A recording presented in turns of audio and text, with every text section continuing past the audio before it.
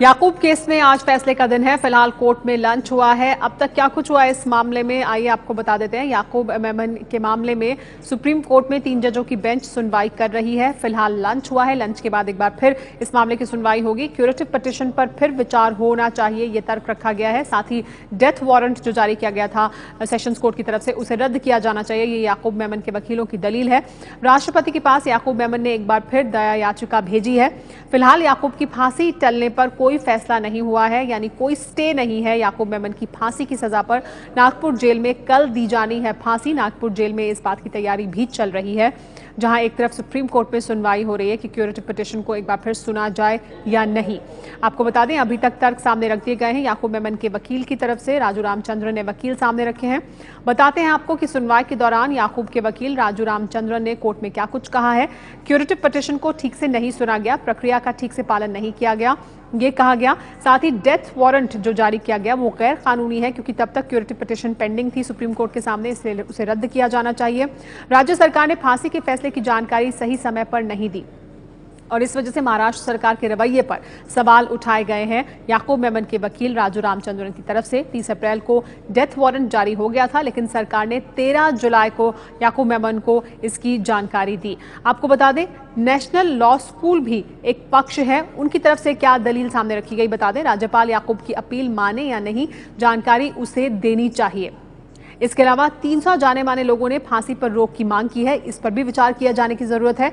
B Raman भी फांसी की सजा सुनकर अचंभित थे, ये भी कहा गया। बी रमन का जो एक लेख है उसका जिक्र भी किया गया। नेशनल लॉ स्कूल ने भी अपनी दलील सामने रखी है याकूब मेमन के पक्ष में।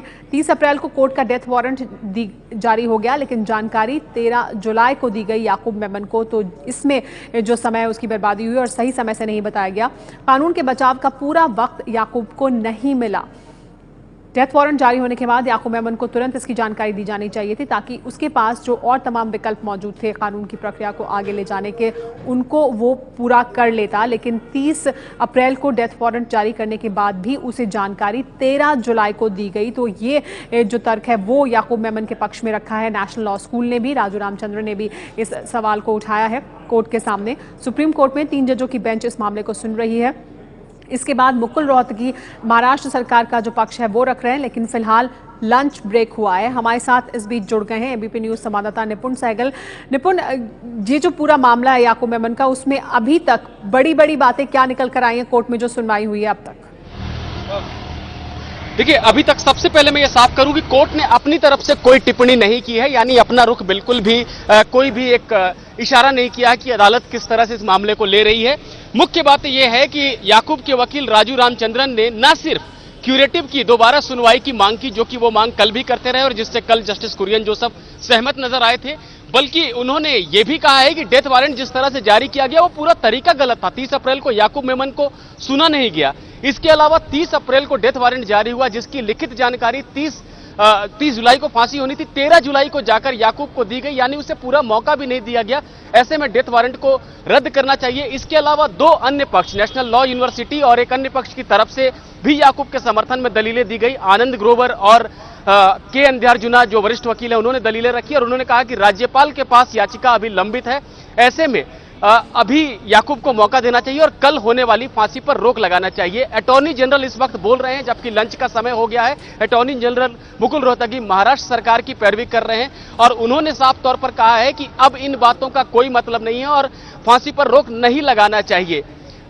हमारे साथ अंकित गुप्ता हैं, हमारे सहयोगी, ये भी अदालत में मौजूद थे, इनसे पूछते हैं अटॉर्नी की दलीलों के बारे में। खास तौर पे अंकित बताएं कि क्या कहा है उन्होंने। पिछले करीबन आधा घंटे से सरकार की यानी अटॉर्नी की दलीलें चल रही हैं। उन्होंने साफ तौर पर जिक्र किया है 5 मार्च 1991 के सरकार के एक अध्यादेश, एक सर्कुलर का, जिसमें यह कहा गया है कि अगर एक बार राष्ट्रपति किसी अर्जी को खारिज करते हैं तो वो अर्जी कहीं और नहीं जा सकती। अगर वो दोबारा अर्जी भेजी जानी है तो वो राष्ट्रपति के पास ही जाएगी। यानी कि साफ तौर पर जो याकूब ने गवर्नर, उपराज्यपाल के पास में, वो राज्यपाल के पास में जो अर्जी भेजी है वो उनके पास नहीं भेजी जानी चाहिए थी और राष्ट्रपति के पास भेजी जानी चाहिए थी। और शायद इसी वजह से आज सुबह ही, जैसा कि आपने भी जिक्र किया, कि दोबारा राष्ट्रपति के पास अर्जी भेजी गई है। इसके साथ ही में उन्होंने ये भी कहा है कि अगर हम बात करते हैं क्यूरेटिव जो की याचिका खारिज हुई थी क्यूरेटिव के ग्राउंड्स वही होने चाहिए जो कि रिव्यू के होने चाहिए। यानी कि ऐसा नहीं है आपको ये बताना पड़ेगा कि अगर आपकी जो पहले की रिव्यू पिटीशन में क्या ग्राउंड्स थे और क्यूरेटिव में क्या ग्राउंड्स थे, उसके आधार पर ही क्यूरेटिव फाइल हो सकती है और सुनवाई हो सकती है। लिहाजा एक चीज और महत्वपूर्ण जिक्र किया कि जस्टिस कुरियन जोसेफ का जो ऑर्डर, वो कल का ऑब्जर्वेशन था, उसको लेकर के कि उन्होंने जो अपना रुख अपनाया था वो कानूनन सही नहीं था। ये आधे घंटे की मुख्य दलीलें हैं। लेकिन निपुण, उस दौरान आप भी कोर्ट में मौजूद थे, लेकिन अगर हम जो याकूब मेमन के वकील हैं उनकी दो दलीलों की बात करते हैं, उन्होंने जब अपना समराइज किया है, यानी कि जब दलीलें पूरी की हैं, दो मुख्य बिंदु कोर्ट के सामने रखे। पहला कि क्यूरेटिव में जो आदेश दिया गया वो सही तरीके से नहीं दिया गया, और दूसरा जिस तरीके से डेथ वारंट जारी किया गया 30 अप्रैल को, लेकिन याकूब को जानकारी दी गई 13 जुलाई को, वो कानूनन सही नहीं है। लिहाजा डेथ वारंट पर रोक लगाई जानी चाहिए। अटॉर्नी जनरल ने एक खास बात और कही है अंकित, वो ये कि जिस बात का बार बार हवाला दिया जा रहा है कि सारे कानूनी विकल्प खत्म होने के बाद ही डेथ वारंट जारी होना चाहिए, ये फैसला 27 मई का है। वैकेशन के दौरान, गर्मियों की छुट्टियों के दौरान सुप्रीम कोर्ट ने यह फैसला दिया था, जबकि 30 अप्रैल को ही डेथ वारंट जारी हो चुका था। यानी पिछली तारीख से जाकर इस तरह के फैसले को लागू नहीं किया जा सकता। सुप्रीम कोर्ट का फैसला नया है, डेथ वारंट पुराना है, इसके बारे में बताइए। जी बिल्कुल, सरकार की तरफ से, क्योंकि यहां पर लगातार राजू रामचंद्रन जो कि याकूब के वकील थे, उनका यह कहना था कि डेथ वारंट जारी हो गया 30 अप्रैल को, जानकारी दी गई 13 जुलाई को, लिहाजा वो कानूनन तौर पर गलत है। और उसका उन्होंने जिक्र किया था 27 मई के एक आदेश का, जो कि हाल ही में सुप्रीम कोर्ट ने दिया था, जिसमें जो बाकायदा एक प्रोसीजर सेट किया था कि फांसी कैसे मामलों में होगी, क्या नियम और कानून अपनाए जाएंगे, क्या प्रोसीजर अपनाया जाएगा। लेकिन याकूब के वकील का यह कहना था कि उन प्रोसीजर्स को देखते हैं तो ये जिस तरीके से डेथ वारंट जारी किया गया वो गलत है। लेकिन उसी का जवाब दिया है अटॉर्नी जनरल ने। उन्होंने साफ तौर पर यह कहा कि जिस तरीके से ये डेथ वारंट जारी किया गया पूरी सही तरीके से जारी किया गया है, क्योंकि जो सुप्रीम कोर्ट का जजमेंट है वो 27 मई का है, यानी कि 30 अप्रैल को डेथ वारंट जारी किया गया है, उसके 27 दिन बाद का। और ऐसे में सुप्रीम कोर्ट के जजमेंट को अगर हम उस फैसले का पालन करते भी हैं तो वो आगे के मामलों में आगे के मामलों में लागू हो सकता है, ना कि पिछले मामलों में, क्योंकि जो डेथ वारंट जारी हुआ है वो हुआ 30 अप्रैल को, जजमेंट आया 27 मई को, लिहाजा आगे के मामलों में ये हो सकता है, पिछले मामलों में नहीं। अंकित, एक और महत्वपूर्ण बात, जो याकूब के समर्थन में दो अन्य पक्ष आए हैं, जिनकी तरफ से वरिष्ठ वकील आनंद ग्रोवर और अंध्यार्जुना दलीलें रख चुके हैं, उन्होंने ये कहा है कि अब चूंकि दया याचिका लंबित है और सुप्रीम कोर्ट का एक फैसला है कि 14 दिन का कम से कम वक्त जरूर दिया जाए, ऐसे में कल जो फांसी होनी है उसको तो अभी टाल देना, उसको रद्द कर देना बहुत जरूरी है। इससे अदालत कितनी सहमत नजर आ रही थी और क्या है ये दलीलें? फिलहाल अगर हम जो याकूब के वकील के अलावा दो वकीलों ने दलील दी है, उनकी दलीलों को पहले देखते हैं। उन्होंने साफ तौर पर कहा कि याकूब की एक अर्जी राज्यपाल के पास में लंबित है और ऐसे में जब तक उस अर्जी पर सुनवाई नहीं हो जाती तब तक फांसी नहीं होनी चाहिए, फांसी पर रोक लगा देनी चाहिए। इतना ही नहीं, अभी हाल ही में जो 300 लोगों ने राष्ट्रपति के पास में एक अर्जी भेजी है, एक चिट्ठी लिखी है कि याकूब की फांसी पर रोक लगानी चाहिए, उस अर्जी का भी जिक्र किया गया है। ये कहा गया है कि देश के 300 सम्मानित लोगों ने राष्ट्रपति के पास अर्जी भेजी है, उस अर्जी पर अभी कोई फैसला नहीं हुआ है, लिहाजा उस याकूब की फांसी पर रोक लगनी चाहिए, क्योंकि ये कोई और लोग नहीं है, देश के सम्मानित लोग हैं। इसके साथ ही में एक महत्वपूर्ण चीज ये, हाल ही में अभी बी रमन जो कि फॉर्मर रॉ ऑफिसर थे, जो इस दौरान याकूब को जब भारत लाया गया था उस दौरान उस टीम का भी हिस्सा थे, उनके आर्टिकल का भी जिक्र किया गया। ये कहा गया है कि बी रमन ने अपने आर्टिकल में जो 2007 में लिखा था, हालांकि अब उनकी मौत हो चुकी है, उस आर्टिकल में ये लिखा था कि याकूब को भारत वो आया था, उसे खुद सरेंडर किया था, यहां तक कि उसने अपने परिवार को लेकर भी वो पूरे भारत में आया था। तो ऐसे में अगर बी रमन के हवाले से बात की जाए तो बी रमन के आर्टिकल का जो जिक्र किया गया उसमें यह कहा गया है कि अगर याकूब ने सरेंडर किया है तो फिर फांसी क्यों दी जा रही है, और बाकायदा उस आर्टिकल का उस हिस्से का भी जिक्र किया गया है कि अगर याकूब ने सरेंडर किया है तो मैं आश्चर्यचकित हूं, तो इसको फांसी कैसे दी जा रही है। यानी साफ तौर पर 300 लोगों ने जो अर्जी भेजी राष्ट्रपति के पास में, और बी रमन का जो आर्टिकल हाल ही में जो प्रकाशित हुआ जिसको लेकर के काफी चर्चा भी हुई थी, उसका भी जिक्र किया गया सुप्रीम कोर्ट में हुई सुनवाई के दौरान। एक बात को जानने में और दर्शक बहुत ज्यादा दिलचस्पी रखेंगे कि अटॉर्नी जनरल की दलीलें अभी जारी हैं। उन्होंने ये कहा है कि लगभग आधा घंटा अभी वो और बोलना चाहते हैं, कल फांसी होनी है।